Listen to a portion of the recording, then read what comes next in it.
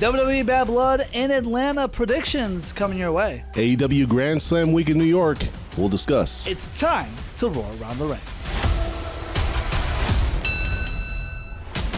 All right, Bad Blood coming up in Atlanta and kind of a double main event situation. And it's nice when you have, I guess split roster still, Raw and SmackDown. They've done a decent job of keeping it split. Yeah. You know, they don't mention it too much at least, but no one's jumping ship too much. Unless you're in the tag team division. Then yeah, the women's and the women's tag team specifically, right. So Raw has their main event, SmackDown has theirs. On the Raw side, CM Punk, Drew McIntyre inside Hell in a Cell. SmackDown side, Cody Rhodes and Roman Reigns teaming up. Of course, we know the history there of the WrestleMania main events and such. And, of course, the story with the Bloodline. They're teaming up against Solo Sikoa and Jacob Fatu. CM Punk and Drew McIntyre have been telling their story for months and months, but now the debate has kind of turned into what should end the show. Because this is the first time in a while that we have two matches and two stories that have every right to finish off that show in Atlanta. If you're getting the pen from Triple H, if Paul Levesque is, hey, book Bad Blood, who is main eventing this show? Instinctually, I say the Hell in a Cell. Because it's Bad Blood, because it's the homage to 1997. But then you do struggle with that a bit because the actual, like the two, as big a names as McIntyre and Punk are, the two biggest names in the company are Roman and Cody. Yeah. So by all rights, by all accounts, they should be the ones finishing the show because with Punk and McIntyre, presumably, as we've been told, this is it. If you end it with Roman and Cody and that whole tag team main event, there's a story coming out of it that you could play on to end the show. Yeah, and I think you mentioned like it's the two biggest names. It's Roman's first match back, right? Cody is the face of your company, and of course we don't know where that story is going to go. Survivor Series is promoting War Games again in Vancouver, so what will that look like? A lot of people assume it's the Bloodline.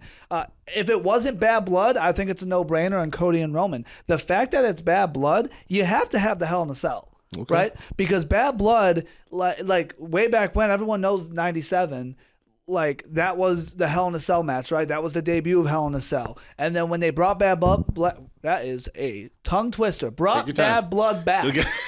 I did that to myself. No, Will, we're keeping that shit. I did that to myself. Brought Bad Blood back. Triple H did that to you by bringing this pay-per-view back. But when they brought it back for a couple years in the early 2000s, in 03 and 04, speaking of Triple H, main eventing inside Hell in a Cell, both of those pay-per-views. Triple H running the ship here. You have to have it main event here. On the other end, Cody and Roman should probably open here, right? And I think that would be, when you have two matches that could easily main event, we've seen it with Cody, right? Cody and AJ, they opened the show, right? When they had a world. When you have two matches that are main event caliber, the safe bet is to have one open and one close if you don't have a two-night event. Yeah, and recently they haven't been afraid to do the kind of big match bookend. Sure. You know, we start off hot, we end hot.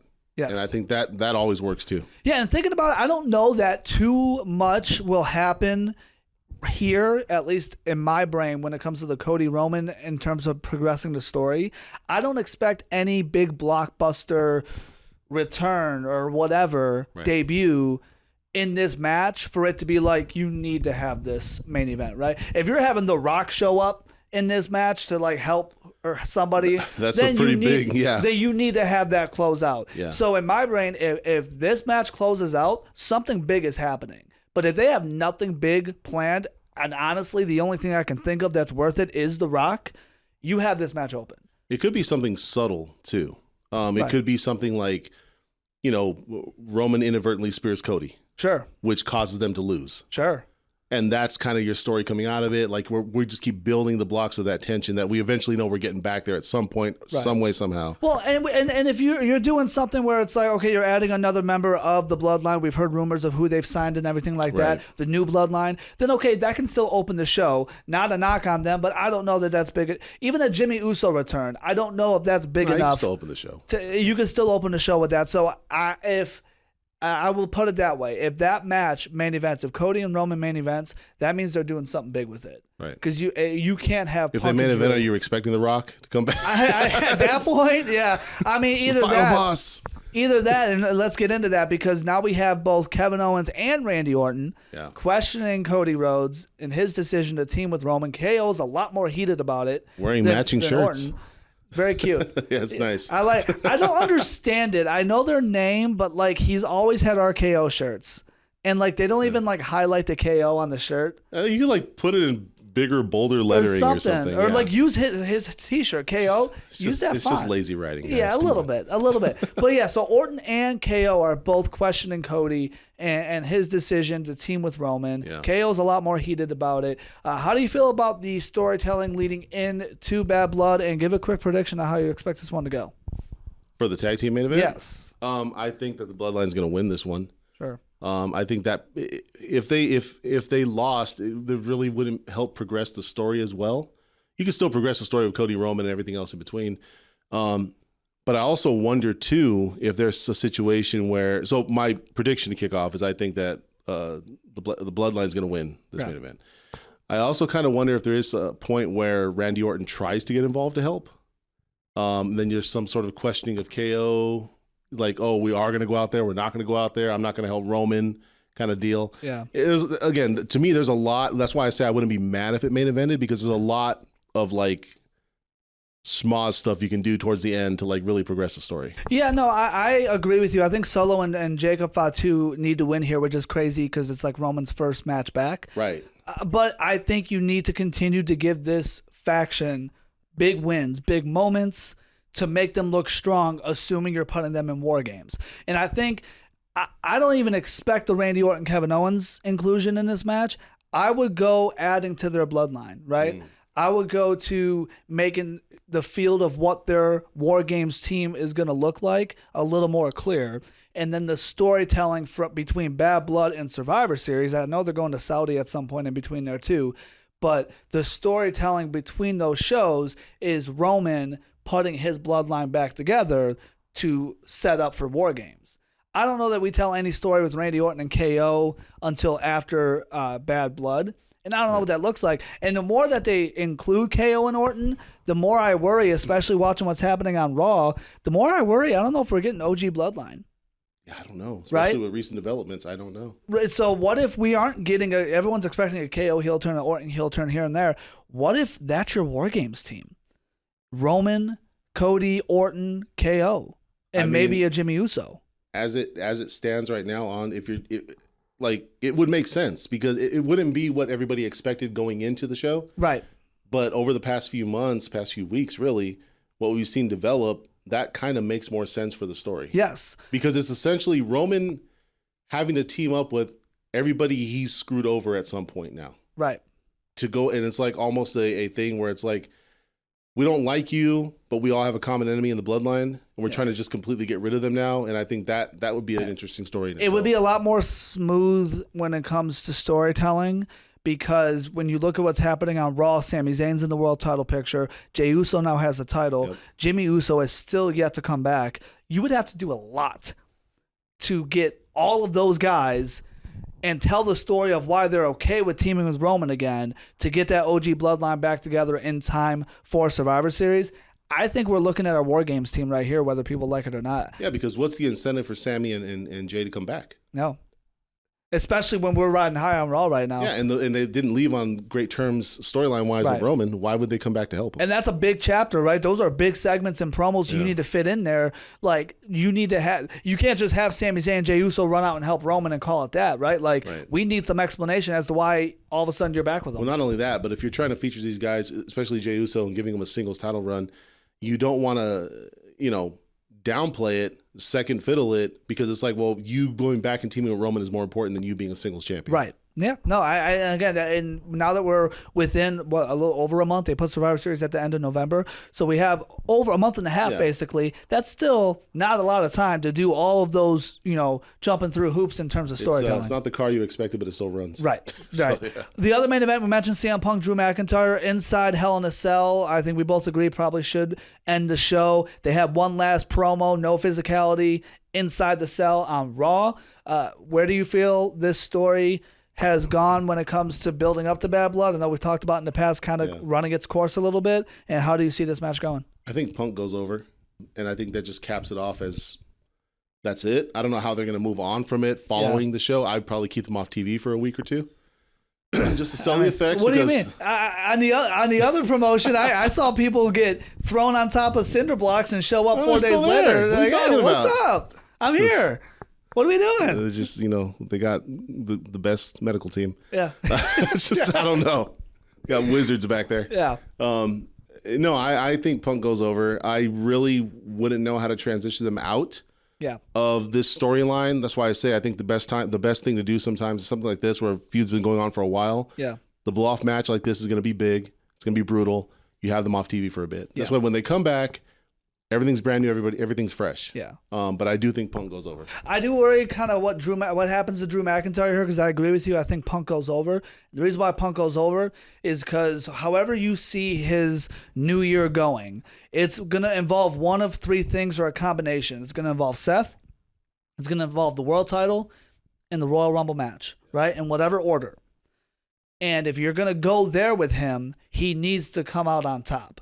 Because if he gets his ass kicked in Hell in a Cell and Drew wins, why the hell am I going to listen to Punk come out on Raw a week, 2-3 weeks later saying, I want a title shot, I want Seth, I want the Royal Rumble, right? He needs to kind of come out on top. That being said, I worry what Drew's new year looks like, right? Because he's done a lot, and he has and that's the scary part about investing two characters this much in a storyline. They've both invested so much time and effort into this storyline. Whoever loses, it's gonna be hard to not look at it as a waste. Right? Yeah. Drew invested so much in this story, and then he's going to end up losing. It's going to be a great match, and I know it doesn't ruin his superstardom, but in terms of his character progression, how does he follow that, right? Yeah, you hope that they've had past WrestleMania planned out, or at least mapped out tentatively storyline-wise for him and Punk, because like you said, someone's gonna get the lesser end of this deal once it's over. Right. Doesn't mean he's not going to be like, he's not going to be on the Mania card. He's going to be in the, the Andre Battle Royal or something. I don't think Drew falls that far, but whatever program he is in, he's been insulated in this Seth Rollins, CM Punk world title, not world title feud. It's just, and it's held for a whole year. Really entertaining. Yeah. I think it's going to be, hopefully they have something planned out for him, because I look at the roster on Raw and I'm like, who could you really pair him up with? Right. That's going to have that same lasting effect and be like, oh, this is Mania worthy. Right. Another stipulation match for Bad Blood, a little fun one. Liv Morgan, Rhea Ripley, women's world title, and they are putting Dominic Mysterio in the shark cage, above the ring, a la China in '98, Enzo Amore. A few years ago in 2016, I think it was SummerSlam. Yeah. So how do you feel about this stipulation with Dom, and how do you see this match going? I don't know if you give it back to Rhea. Yeah. I'm gonna call Liv going over here. How the Dom thing goes, I don't know. I don't know if his toilet paper makes an appearance. It was alluded to on Raw that he might need it, being claustrophobic in that cage. Yes. I think the match will be fine. I think Liv goes over by hook or crook. But I say that not knowing how much more legs this story has. Sure. Yeah, and I don't know that this story has any more legs, and at least for now, I don't put it back on Rhea. I don't. I think because this version of the Judgment Day, which is going to get us into this our next match too, I think it needs at least that world title, right? Yeah. If Liv just drops this back to Rhea, and it just kind of takes away from this new version of the Judgment Day. Sure, Finn and JD are tag champions, but you need a world title in there like Rhea had and like Damian Priest had. So I think they keep it on Liv. I think they find a creative way for Dom to get involved, whether it's a weapon that he tosses to Liv. There's other members of the Judgment Day that can get involved. Carlito, shout out to Carlito and the Apple. I think they find a way to do this. Liv needs it more than Rhea, right? Yeah. Rhea could lose here, and then I'm not saying I would go this route, but she can take a break, be off TV for a while, whatever, or take the holidays off, come back and win the Royal Rumble and be back in the title picture for WrestleMania. Yeah. Or she's also a big enough star where I don't know who it's against, but she could have a non-title feud with someone going into WrestleMania. Oh, for sure. You know what I mean? Like, she's that big of a star. Liv needs this title to be relevant around WrestleMania season, the same way Rhea needed it last year for WrestleMania. They're in a very similar situation, literally, with the Judgment Day and Dom, where you need to treat it the same way. Yeah. And I think you find a way to keep it on Liv. The new version of the Judgment Day, Finn Balor, Damian Priest, one-on-one here. How do you see this match going? I feel like Finn has to win because without being attached to any of this, the new Judgment Day being attached to a feud with the Terror Twins, if Rhea and Priest just win their matches, it's like, then why does this group even exist? Yep. So I really believe the smart thing to do is put Finn over here. Yeah, I mean, and remember what happened at Bash in Berlin, right? They kind of gave the Terror Twins their moment. Yeah. Right? Against the new Judgment Day. I know it wasn't titles included, and this one isn't title included, but you gave Priest and Rhea their strong moment. Finn deserves it, right? Like, he's been with the Judgment Day almost from day one, right? Through all the different versions of it, right? And I think this Judgment Day needs it, and it's not going to be clean. Right? This one doesn't have a special stipulation, so it's a lot easier to get the other members of the Judgment Day involved. Right. Priest only has Rhea, right? Priest and Rhea, as cool as the Terror Twins are, they've never made any effort outside of Jey Uso to like try to even up the numbers game here. And I think in that sense, how the Judgment Day doesn't capitalize on that at Bad Blood in these matches for these big moments, that wouldn't make any sense for me in story, and that's how Finn goes over. You know what I mean? So the only other title match they have, Triple H loves these 5-match cards, by the way. I love it. You know what? Straight to the point. Yeah. Yeah. Women's world title over on SmackDown, Nia Jax and Bayley. And Naomi falling to Bayley to give Bayley this title match. Do you feel like this should have been a triple threat? Do you feel like this should have been Naomi's spot? How do you feel about Bayley being right back in the title picture? I wouldn't have hated a triple threat, but I feel like this is the more marquee matchup. Sure. Obviously, the Tiffany Stratton thing's lingering there every time there's a title defense. Yeah. I don't know if we get a Naomi heel turn following this. You may or may not. She may not even be involved in this going afterwards. But I don't see Bayley winning here. No. I think you keep the title on Nia. For sure. Now, whether that's because Tiffany gets involved to help or Naomi gets involved and that's how you start playing the scenes of a heel turn, whatever. I have Nia going over. Plus, Nia's been doing so great. Yeah. There's no reason to take the title off her. And her reign has been shorter than Bayley's was, and it's more entertaining. Yeah. I was watching SmackDown, and the thought I had, and I know it doesn't necessarily make a ton of sense because Naomi wants the title, but watching how Nia treats Tiffany's kind of playing a babyface role there, or will be, right? Nia's going full abusive, right? Right, yeah. Naomi feeling like she kind of got shafted with the whole double pin and then this match and everything like that. Are we doing a double turn here at some point in the story, right? Where Naomi ends up side by side, whether it's like a faction or just because they're both heels with Nia, and Tiffany ends up on the babyface side with Bayley. You could. That'd be a switch. You know what I mean? And that could be the double switch they go, because when it comes to the double pin, when they did that, I thought, okay, one of two things: they're leading to a triple threat, or they're giving us a second week of figuring out the number one contender to tell the Tiffany story. And then they did neither of those things on SmackDown. Right? Tiffany, they had a whole segment with Nia and Tiffany, don't screw this up. Yeah. And then Tiffany didn't even get involved in the match. And then the triple threat didn't even happen. So that double pin kind of felt useless. It is a bigger match, Bayley and Nia. Bayley never got a rematch from SummerSlam officially. So I'm okay with the match. But in terms of how they told this story, I would have went with the triple threat to make it make a little more sense. I mean, maybe they're saving all those little details. Maybe those weren't accidental or just kind of like, overlooked things they did. Triple H loves, and I've said this before, loves to drag things out. He'll give us little bits and pieces of something, but that doesn't mean that we're getting it right away. And I think this could be another example of it. It is with Tiffany. See. Yeah. I don't think anything happens at Bad Blood with Tiffany officially, right? I think you got to drag it out a little bit. She just won Money in the Bank a couple months ago. We can go into Survivor Series and then something can happen there. Yeah, I mean, I think that's kind of what big things happen at Survivor Series. You're doing a lot. Nia is being overly abusive and not hiding it, and then Tiffany was not hiding the fact that she was not happy with that afterwards. So it's not subtle. Right? So I don't know how long you can drag out something that's not subtle. And the fans are going to want it. The fans want it too. Right. Even They've been cheering. Yeah. She was the biggest face in the Elimination Chamber match in February. Well, yeah. Because I think everybody at that point was just like, it's her time. Give it to her. Yeah. Over in New York, AEW Grand Slam week, Dynamite and Collision at least. Yeah. Rampage was from the week before, whoever watches Rampage. Shout out to those who still watch Rampage. All 17 viewers. Yeah. And those ratings are through the floor. Through the somewhere. Yeah. So honestly, not too much in terms of big progress and storylines. At least in comparison to years past when it comes to Grand Slam. The biggest thing, of course, we talked about it leading in: Jon Moxley, the whole world title situation, Darby Allin. Bryan Danielson has a match with Nigel McGuinness. Right. Bryan Danielson shows up. Yeah. And they teased it. A little bit. They tried to. They tried to tease it a little bit. Oh, we play the music. Yeah, Yeah. And then Nigel, I want my countdown. Okay, well, we know we're queuing up the final countdown here. So, And it's like, okay, Nigel did okay. I think you and I said it off camera. Do we need this, right? I don't know that we need this. It's as a one-off to be like, hey, this is for who needed it. Yeah. Fine. Sure. I mean, the match was. I mean, I'm not knocking. The match was fine. I'm not knocking that at all.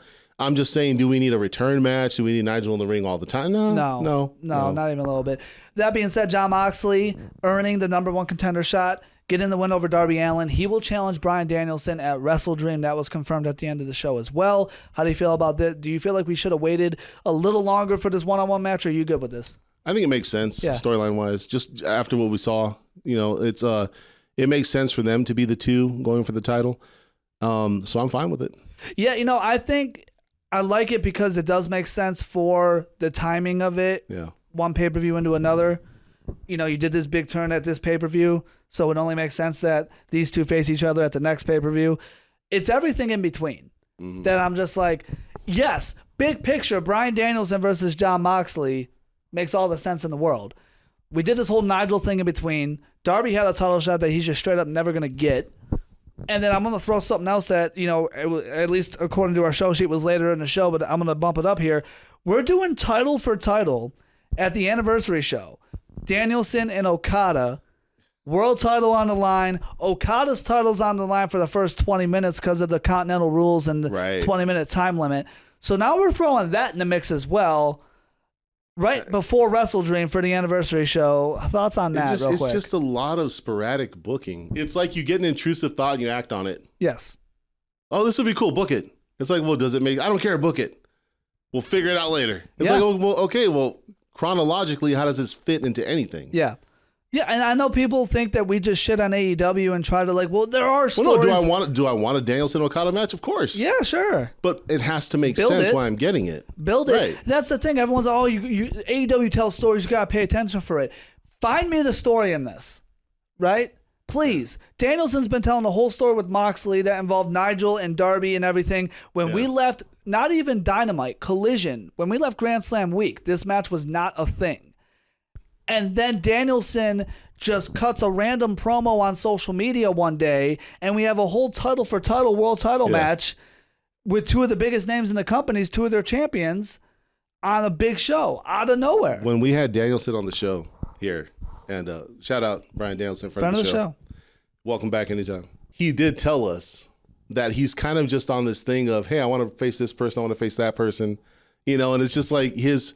I'm not going to say retirement tour because that was never officially called anything like that. Right. But he's at a point in his career, he alluded to, that he's just kind of doing it for fun. Yeah. Like he's doing it for himself, which I completely get, and that's great.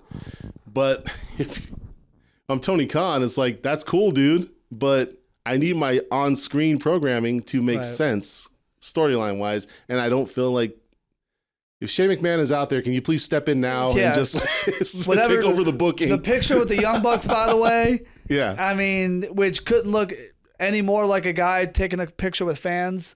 Right?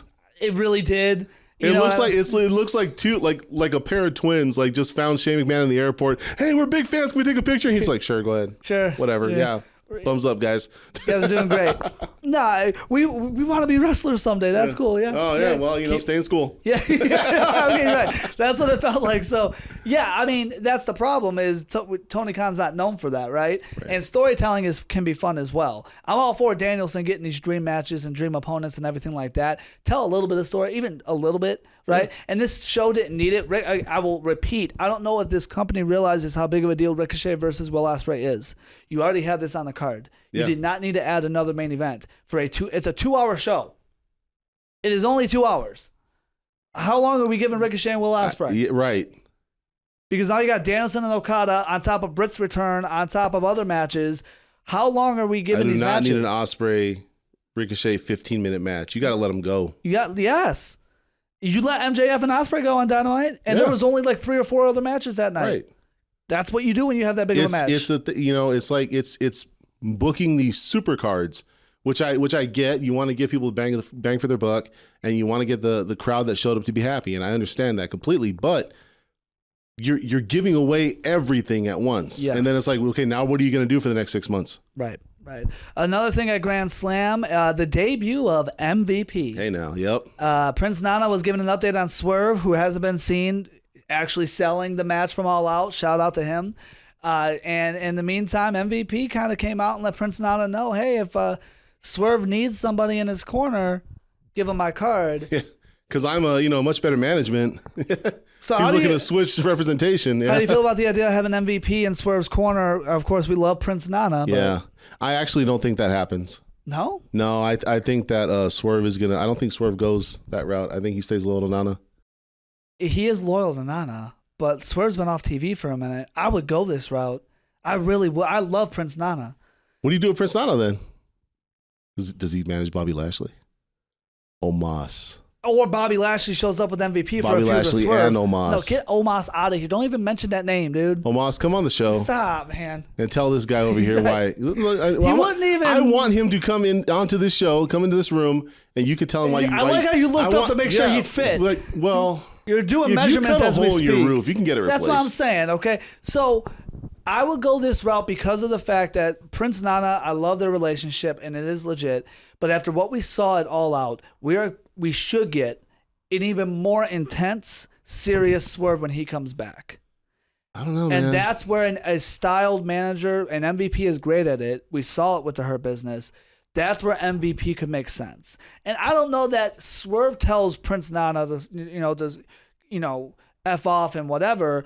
I don't know if it's that big of a heel turn. I think it's just one of those, like, you're my guy, but I need you to understand this is business kind of situation. Now, if we do have a Bobby Lashley following MVP, that's when things can get interesting. And I can see it going either way. Well, see, that's what now that may not be the route they even go. We don't know what's happening with Bobby Lashley, whatever. We know MVP's there. Yes. Swerve can do what you said and go with him. Or he can do the thing where it is a heel turn where he fakes us. He fakes Nana out, and it's just like, no, I'm with you, blah blah blah in the ring, whatever, however they want to do it. You want to knock him out, give him the nut shot, whatever. Sure. And the fans will react accordingly. Sure. I just don't know with such a character, such a fan favorite character as Prince Nana. I don't know where you go with that if you just X him off TV like that. Yeah, it's tough. I think you got to find someone else to. That's why I joked. Does he come back with Lashley? Yeah, and I think of course you think MVP, you think Bobby Lashley, knowing that Lashley's a free agent. There are rumors about Shelton Benjamin as well. He's a free agent as well. Cedric Alexander. There are names out there that you could kind of put something together where if you're going that route and reforming the Hurt Business somewhere else. MVP did say when he wants to talk business. Yeah. You know what I mean? So that's something I wouldn't hate Swerve with MVP. Whoever is following MVP, and now that we talk, I don't think they're done. In terms of storyline, that would make a lot of sense. That would change a lot of things. If he gets Swerve to align with him in storyline, that's the route they go. Do you want a Bobby Lashley to come into the fold? Because wouldn't that like outshine or like put a shadow over Swerve? No, see, that's the thing. So if we have no one else showing up, just what we have right now, like you mentioned, right? Just MVP, Prince Nana, Swerve. I go Swerve and MVP. Okay. But if you are bringing Lashley and other people involved, that's where I would, and I think Swerve would as well be, hesitant to go that route. But if we don't have those guys locked in and we're not going that route and we just have MVP, Swerve, and Prince Nana, you have to go Swerve and MVP. I think that elevates, nothing against Prince Nana. He's awesome. We know what type of manager MVP is. That elevates Swerve even more as a serious contender as a heel. And that's the route I'd go on TV at least. A couple other things from Grand Slam week. Anything that stuck out to you from these? Again, not too much in terms of big progress. Some good matches, but we saw a lot more in previous years for Grand Slam. Hook retaining his FTW title against Roderick Strong and then retiring the title. Emotional moment with Taz afterwards. Will Ospreay and Kyle Fletcher fell short in their tag title match against the Young Bucks. Don Callis tried to get involved. That didn't work out. And Jamie Hayter and Saraya, at least this is for me, great match on Collision. Beat the hell out of each other. Love to see Jamie Hayter go over, and this should catapult her. I think she's a perfect rival in a long-term feud with Mariah May, and I think she could be the one to take the title off Mariah May after telling a story for a few months, almost the length that they did with Toni Storm. Yeah. In a different way. But what stuck out to you from Grand Slam week? I think it has to be the Ospreay, Don Callis whole situation. It's something I've been kind of saying, and a lot of people said it too, you yourself as well. they're gonna eventually get to the point where Ospreay's too big for this now. Mm-hmm. He's beyond being affiliated with this group.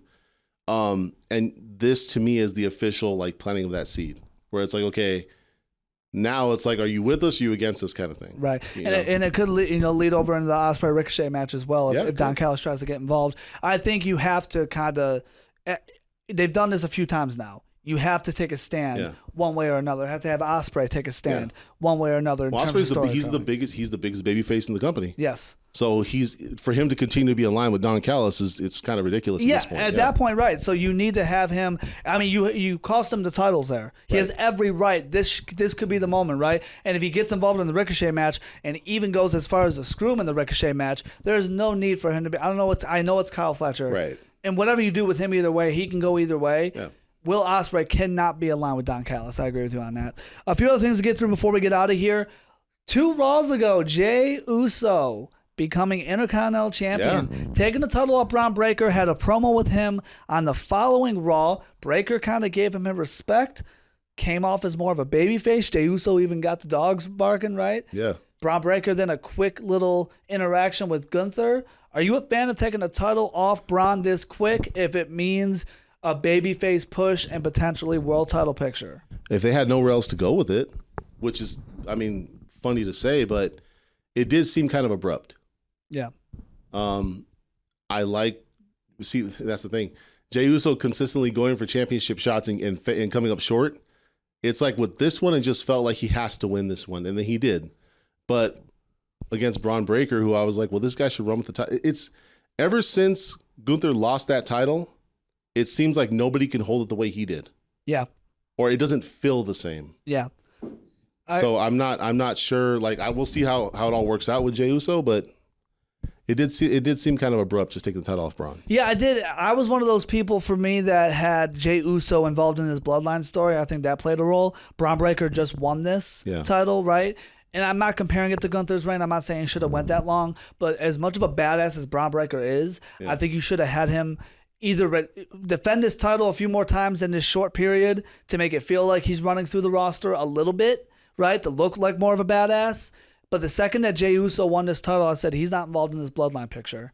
Bron Breakker deserves his push as a babyface. He deserves to be in the world title picture. He deserves to be in the match with Gunther. That's an awesome match. I'm for all of that, but the timing of it is where it gets a little interesting because Bron Breakker only holding this title for a month and trying to convince me he's a badass, and I know he is, that is just where it gets tough. Yeah. And I think that's what kind of forced him to go babyface, because if Jay's giving him respect, it keeps Breakker looking strong despite the loss. It almost makes me wish that things had worked out differently leading into WrestleMania and that it was Bron Breakker taking the title off of Gunther. Yes. Because, one, that would have been immediately more interesting. It would have made more sense. Yep. And if he would have dropped it now to Jey, it'd be like, okay, well, he had a pretty good run. Right. So yeah, and I think, well, it's not as exciting as Sami Zayn in the flannel. So well, there's I agree with you on that. World title picture right there. But I just, again, the way Bron Breakker is built as this, run through people, destroy people, you give someone a title run that's a somewhat length. I didn't really need the promo from him either, though. That's kind of what, like, the whole, it seemed very like, hey, go out there and just be a babyface now. Yeah. I would have, for someone you build as a badass, have him come out, stare down, shake his hand, no words, just leaves. Yeah. I think they're kind of just hitting the fast track. I think Bron Breakker is in a main event match, at least title speaking, at WrestleMania. I think they're hitting the gas pedal hard on him right now, and I think that's what led, because I don't care I love Jey Uso, I'm happy for him. If you tell me this wasn't abrupt, you're crazy, right? He just won this title. He only had basically one title defense. You think Bron Breakker's in a title match at WrestleMania? I think he's in a title match at WrestleMania. Does he win the Rumble? I think you go that. I think he's a legitimate possibility to win the Rumble and be in the main title match at WrestleMania. And I think that's why they rushed this. I'm happy for Jey. I love it for Jey. But they rushed this because they're like, this dude's a star. Yeah. We need to get this title off of him because it's already almost the end of the year. We need to get him ready for a WrestleMania push. That's the way I look at it. He's already having stare downs with. This is like a Kurt Angle Brock Lesnar stare down in mid to late 2002. You see it coming a mile away. Who's got to wait? Right? You got to make it make sense to get there. Yep. Yeah. So I can see Bron Breakker winning the Rumble, and we have Breakker and Gunther at WrestleMania. Yeah. And I think that is why they did rush this Intercontinental title reign for him. Jey Uso deserves it. It's going to mean great things for Bron Breakker, but I was shocked because this was very, very abrupt. Really Whether you love it or not. I mean, I love Bron Breakker. I love Jey Uso. Yeah. But either way, it was rushed. Abrupt. Speaking of Gunther, he's given Sami Zayn a title match. It's not on the Bad Blood card. It is on Raw. Raw right after. Yeah. Are you okay with that? I'm assuming he's going to retain his title, so fine. Yeah. What you do with Sami after that, I don't know. I don't know. Just what do you do? I'm telling you, and the fact that it is looking more and more, and we've mentioned this a couple times on the show, that this OG Bloodline reunion isn't happening for Survivor Series. I don't know what you do with Sami Zayn because he should not beat Gunther here. The fact that it's not on pay-per-view tells me he's not beating Gunther here. I don't hate that this isn't on the pay-per-view. We've seen this match already. We kind of all see a mile away the way this should go. As much as people love Sami Zayn, I don't know that anyone is clamoring for a world title run from him. This time. No. Right? No. And I think for that reason, you don't put it on the pay-per-view. You put it on Raw. You get through this. Sami Zayn, though, I don't know. He's on a different show than KO. The Bloodline thing doesn't seem like it's happening. I don't know what you do with him. And the fact that they didn't put this on a pay-per-view, I don't know if they know either. The only thing that I would say you do with him, and this just sounds very like last resort, is carrying cross. Yeah. I'm not even joking. When in doubt. In a case of emergency, break glass and just see if carrying cross and get it done. Yeah. He could take a pin somewhere. I don't know. I mean, Xavier Woods might be, him and Kofi are still arguing. So okay, real quick though, on a sidebar with Xavier Woods, did you think for a moment that unmasking of Ray was a botch? Yes. I did too. Yes. I was like, oh damn, because I almost saw Ray's face. Yeah, I like literally. Ray was a little slow to get up with the cover, right? I was like, that was not supposed to happen. But then either they said go with it, or it was. The way that he got involved in Kofi's match and caused him to match, he was tripped up Chad Gable and Kofi wasn't happy. It feels like they're pushing that. Xavier's taking whatever means necessary to get a win, and Kofi isn't loving that. Kofi, who just gave his title shot away. By the way, on Raw, yeah, and then you cost me my match. Yeah, so I'll be like, dude, I'm taking that back. Thank you so much, quarterback. You're killing it. Right. Speaking of Raw, The Miz turning on R-Truth. Sad day. How you feel about that? Sad day. Yeah. Shawn Michaels and Triple H weren't even there to help him. They're in a triple threat ladder match on SmackDown, by the way. I mean, they're doing crazy shit. They got some promise, man. That team. They moved SmackDown over to USA, and they're just they're building that up for USA. So they should call themselves. They should have a group and just call themselves Degeneration X or something. Yeah, something. It might take off. It might if they do a little. I don't know how. Have a little gimmick where you tell people to suck it. Yeah, if you have kids doing that though, it's vulgar, but it might work. We'll make some shirts, whatever. The Miz needs to be a heel. Yeah. He is. I know we respect him. We respect the time that he's put in, and I'm with that. But the dude is made to be a heel. Oh, it's it is his natural ability. Yeah. They did a babyface run with him before. It got stale pretty quick, and the second he went heel, people loved him for it. Yeah. And I think it's going to happen the same way here if he goes back to being a heel. He is a reliable foil to any babyface because one, Miz, and knock on wood, he is rarely injured. Right. He's always available. If you need a good feud, he's a great heel for you to have because he can work, he can talk on the mic. He can get asses in the seats who want to see him get beat. Right.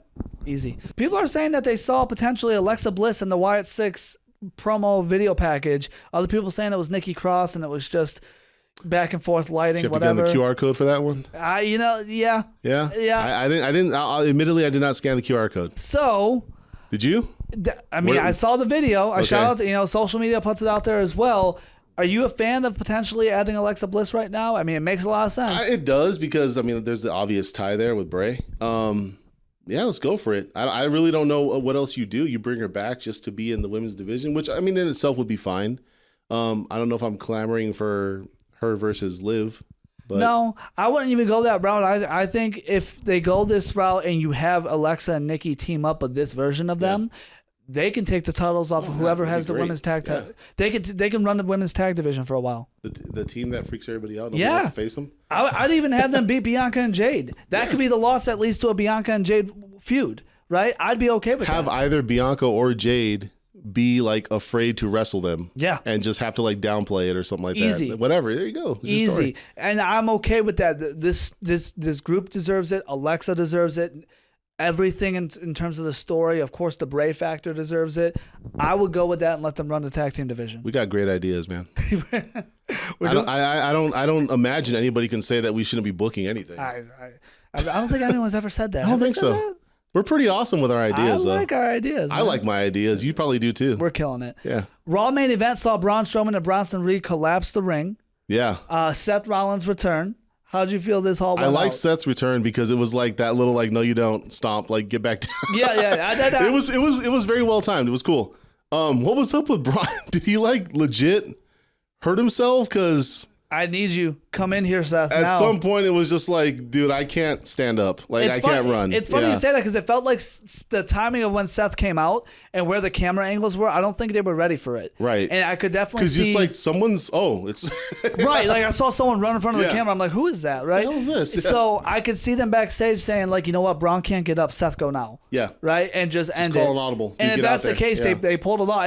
It was weird looking because of the camera angles, but in terms of the timing, They probably, nailed it. I mean, and again, in that it's a high stakes situation because you're live, right? And if you fuck up, hey, we meant to. Yeah, and that's what we go with. Yeah, a Seth Bronson Reed feud, I'm for, but Seth, for the same reason CM Punk, Seth is going to be involved in something serious going into WrestleMania.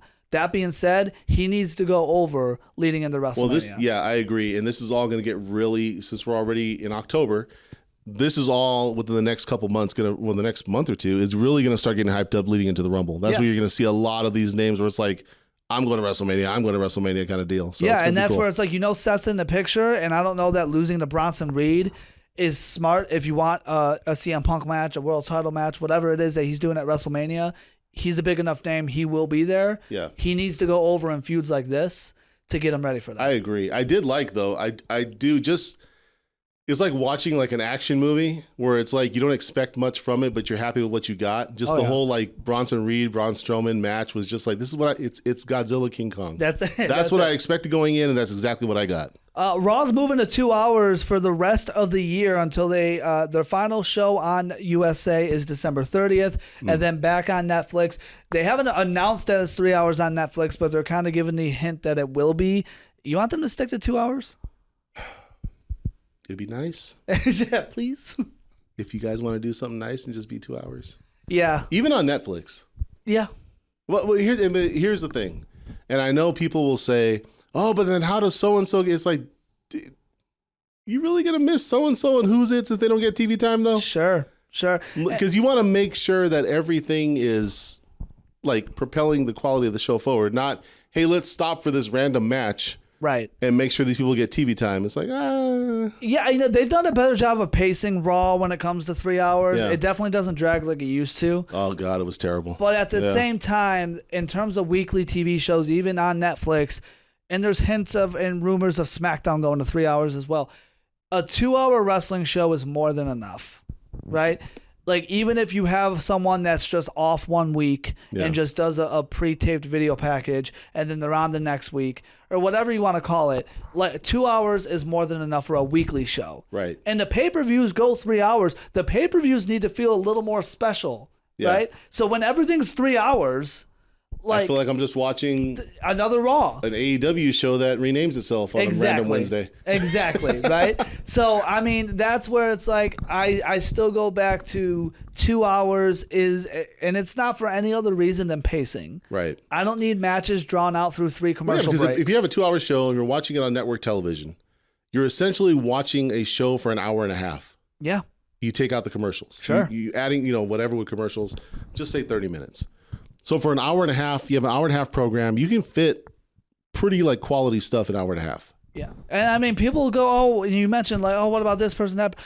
We talk about how stacked the roster was all the way. Keep in mind, they didn't go to 3 hours until 2011 or 12. Right. We watched wrestling at a high level for 15 years with stacked rosters with 2 hour TV shows that were fine. You know what gets taken away? Matches that go through 3 commercial breaks. Right. I don't need that. Yeah. I really don't need that. Every AEW still does that with 2 hours. As much as I enjoy, and this is not a knock on their talent, because I enjoy their in-ring work. Dude, as much as I like Dragon Lee, Sure. And, I don't know, just random Judgment Day member. And it's like, as much as I enjoy your work, I don't need you to have 2 or 3 commercial breaks in your match. I don't need that. And there is also something when it comes to being a talented performer, entertaining me in a 5-minute match. Yeah. Like these great matches, a great match isn't about how long it went all the time. Not only that, cut down the 30-minute promos. Yeah. Condense that. Yeah. Get your point across, get out of the ring. Yeah. I mean, and again, we watched it's not about either promotion. We watched the industry do this for 15 plus years. So stop acting like it's not possible. No, it's not about either promotion because you had, in 2000, my God, WWF, Triple H would come out to start the show, 25-minute promo of just talking. Yeah. And then commercial break, and then we have our first match of the night. And it's like, okay, we're going to do this every week. And that's the thing, though. It's like these matches, and I know they're great performers and great. Save those long special matches for the special shows. Yeah. I don't need 3 commercial breaks on a random Raw or a random Dynamite. You're not going to have enough of the Pure Fusion team, man. And that's my thing, right? Like, it's not about, I'm not interested to get off my TV as quickly as possible. You can still get your point across and entertain me on the mic or in the ring within 5 to 7 minutes. Yeah. It is very, very possible. Chad Gable and Kofi Kingston's match only went about 6 to 7 minutes, and it crossed exactly what it needed to. But those guys, so that can be sometimes an anomaly because they're quality athletes who can do that. You couldn't tell Braun Strowman, Bronson Reed, you guys got 6 minutes. Yeah. It's like, yeah. I mean, yes and no. In a brawl situation, we can do that. Yeah, they're just doing these crazy. But that's the main event. The main events of Raws and SmackDowns and Dynamites, those can go 1 or 2 commercial breaks. Give them a little more time. Fine. Yeah. But these random matches in the middle, like you mentioned, LWO against Judgment Day, I did not need that going to commercial break. Or Chance and Carter against, it's like, I don't need 20 minutes of this. 6 minutes. Yeah. In and out. In and out. Please. Have your match. You're great. You're entertaining. Yeah. Get out. And here's the thing, too. Those veterans, like you mentioned, when you're asking people who aren't that to stretch out a match, that's when you start to see flaws. Yep. Right? These younger talents coming up who are newer to the main roster, you can make them look a lot better if you just give me them in spurts of 6 minutes, right? Rather than asking them to drag out a 15-minute match. You know what I mean? 2 quick things we got to mention before we get out of here. Horrible news about Ilja Dragunov over the weekend at a live show. Torn ACL, 6 to 9 months. Yeah, he's going past Mania. Hate to see that for Mania purposes. He was about to get into a feud with the Judgment Day.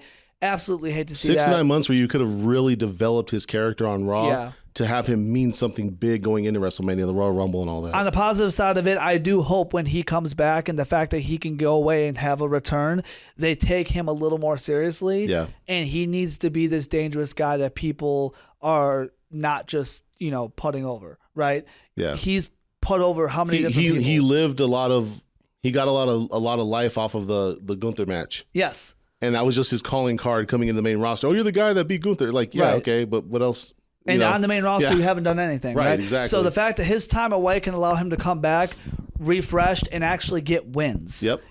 That's the biggest thing. And when you have someone you're preaching as dangerous, kind of like they're doing with Carmelo Hayes, and preaching as a star and preaching as this, and then the dude can't even get wins, and he just got here. I know it's a little more realistic, but it's like, okay, at some point we got Melo's been missing a lot. Right? And then still trying to come out and say I'm him. Building a brick house. Well, you've lost, and I love Andrade. He deserves it, but you lost 3 times to Andrade, and you're telling me you're him. Yeah. I don't know. The other piece of news, really quick, horrible news, Killswitch, Luchasaurus, double pneumonia in the hospital. So immediately have questions. Yes. Double pneumonia. A lot of questions there. We haven't seen him since All Out, which makes a lot of sense. But thoughts and prayers out to him. Hopefully, by the time this episode gets posted, there's positive news regarding that situation. But you absolutely hate to hear that. Roar Around the Ring is available every week. Find us on YouTube at Roar Around the Ring. He's at Dude the Real Daryl Taylor. I'm Justin Valentine. Talk to you guys very soon.